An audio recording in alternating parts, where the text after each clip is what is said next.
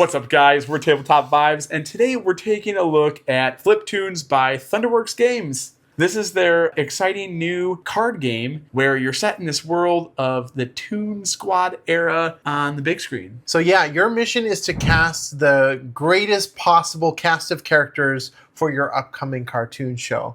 And you want to make sure that you have the most likable bunch. And so this is all done by each character that is in the deck has a certain amount of fame points that is associated with them. And you start out with like really boring animals like a skunk and a caterpillar. Yeah, your starting cast is sad and not as exciting as it would be. And so you're essentially building your deck, trying to get rid of the toons that aren't performing as well or don't have a lot of fame. And then you're doing a casting call. That's what it is, casting call, to bring in those new toons that are better suited for your needs. Love your cartoon voice, by the way. The great thing is that every card has its special ability. So some cards, they've got 0 fame points at the beginning, but they give you a special ability. Like the skunk, for example, is one that can allow you to remove or dismiss, they call it, one of your cards without having to pay a cost for it. See ya. So the way that the game basically works is that you start out with your cast of 6 characters, and that's going to yield you a certain amount of fame points to deal with during that round.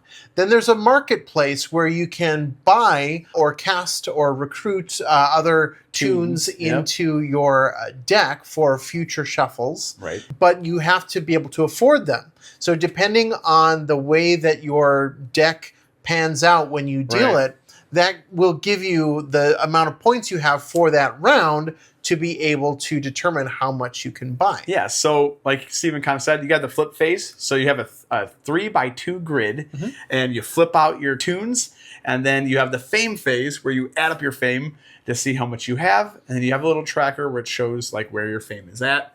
And then you have the market phase, which the other 2 phases you kind of do in simultaneous play order. It plays up to 4 players. It has a solo mode. Then you're gonna check up your fame, see how much you have.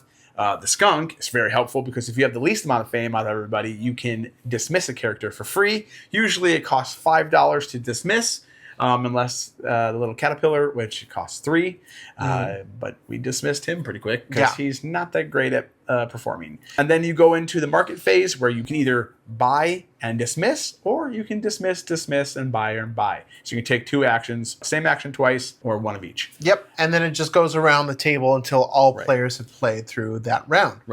And if Steven buys, though, in the market, then the market refreshes. And if you're playing a 2-player game, the market refreshes at the end of both players' turns. The leftmost place and the rightmost place get discarded away, and we get new toons, which really helps with keeping the market fresh. Yeah, and one of the things that actually works really well in this game is that, so there's a cost of anywhere from, I think it's 3 all the way up to 15. And the way that this is done so that you prevent the randomness of having a low fame card be really expensive is that there are point values on each card which determine their order in the market. So you're always making sure that the cards that are most expensive are actually going to yield you the highest and have the most fun special abilities. Yeah, they get like a rank number and they go from lowest to highest, and every time new cards come to the market, you rearrange the market in ascending order. So yeah, as you recruit new toons into your hand, the goal is to get higher and higher points. And like I said, they all have special abilities, which like is fun. Things that you can score based on what's adjacent to them, or cards that cause you to flip or stack, and or cards that free up an extra space within if it's placed within the top or the bottom row. So all sorts of fun little quirks to your deck. But ultimately, with your 3x2 grid, you're trying to get 30 fame points because that is what triggers the end game. It goes, so you get 30 fame, and then if you have higher than 30 fame, you can then get the critic bonus, which is +3. If you tie for it, that critic goes out of the place.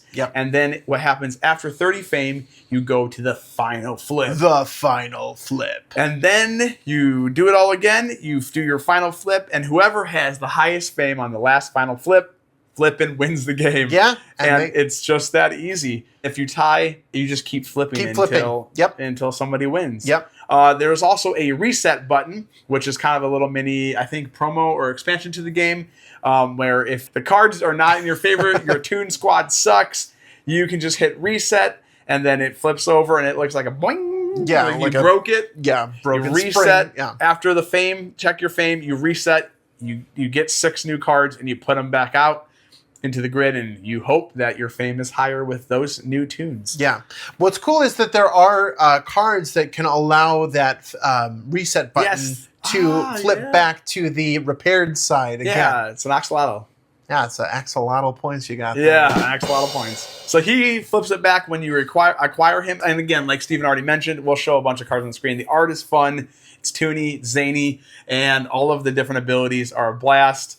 And, you know, it's just like when we all played, we were just having a fun time because you're like trying to see, you know, don't want someone to take your tune, and then you got your tune, and then you're kind of pushing your luck with flipping your grid over because it's like deck building. So you're trying to remove the stuff that can't get you most fame, add the right stuff, and then hope that it comes out at the right time. Right. When we played, I beat Steven by 1 point. Yeah. At one of the games. It was awesome. And the final flip, 38-37. My GOAT is usually been played at the top row. He gets an extra 3 points.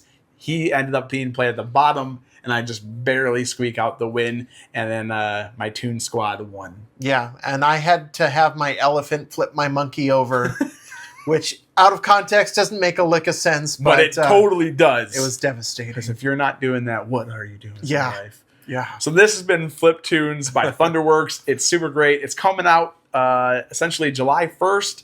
And so it's going to be a flippin' good time. If you like tunes, you want a fun, lighthearted game that just brings a lot of fun laughs and a lot of an axolotl good time. Love it. And that's that's all, folks. We're Tabletop Vibes, and we'll check you next time. And like and subscribe. Like and subscribe.